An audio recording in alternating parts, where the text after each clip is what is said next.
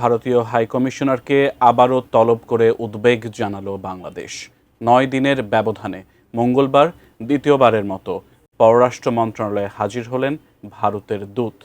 নয়াদিল্লি ও শিলিগুড়ির সাম্প্রতিক ঘটনা তুলে ধরে কূটনীতিকদের ও স্থাপনার নিরাপত্তা চাইল বাংলাদেশ। 14 ডিসেম্বরের পর আবারও তলব। মঙ্গলবার সকালে প্রথম কর্মঘণ্টায় পররাষ্ট্র মন্ত্রণালয়ে হাজির ভারতের হাইকমিশনার প্রণয় কুমার ভার্মা এবং ডেপুটি হাইকমিশনার পবন বাধে।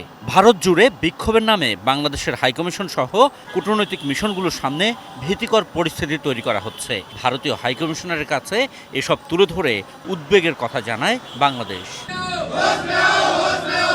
প্রণয় কুমার ভার্মাকে দিল্লি শিলিগুড়ির ঘটনা তুলে ধরে ঘটনাগুলোর পূর্ণাঙ্গ ও নিরপেক্ষ তদন্ত, ভবিষ্যতে এ ধরনের ঘটনার পুনরাবৃত্তি রোধে কার্যকর ব্যবস্থা গ্রহণ করতে বলে ঢাকা। ভারতে অবস্থিত বাংলাদেশের কূটনৈতিক মিশনগুলোর নিরাপত্তা নিশ্চিত করতে ভারত সরকারের প্রতি আহ্বান জানানো হয় বলেও পররাষ্ট্র মন্ত্রণালয় দুপুরে এক বিবৃতিতে জানায়।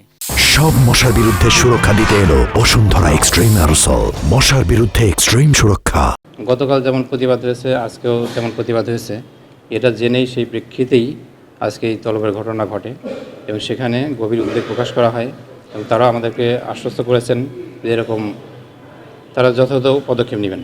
বাংলাদেশ আশা করে এই প্রতিশ্রুতি দ্রুত কার্যকর পদক্ষেপে প্রতিফলিত হবে। এদিকে এই তলবের দিনেও দিল্লিতে বাংলাদেশ হাইকমিশনের সামনে বিক্ষোভ করেছেন কয়েকশো ভারতীয়।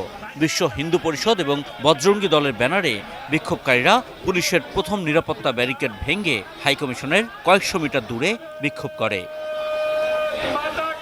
আশিকুর রহমান অপু, এটি নিউজ, ঢাকা।